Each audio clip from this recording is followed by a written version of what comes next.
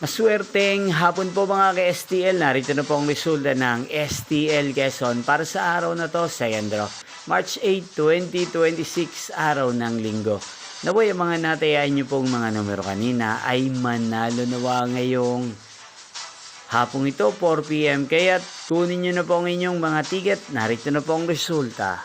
Ang mga numerong nanalo sa STL Quezon ngayong hapong ito, March 8, 2026, 4 PM, second draw result, 11 at 8 in exact order. Again, 11 at 8. At ngayong hapong ito sa STL Quezon, natin pong i-shoutout nung lagi pong nanonood sa channel ito, si Ate Bergie ng Quezon. Shoutout ko sa inyo, Ate Bergie. Sana po ay nasa maayos kayong kalagayan. Inyo pong napanood ang resulta ng STL Quezon. Magkita-kita pong muli tayo mamayang 8 PM para sa third draw result ng STL Quezon. Thank you for watching.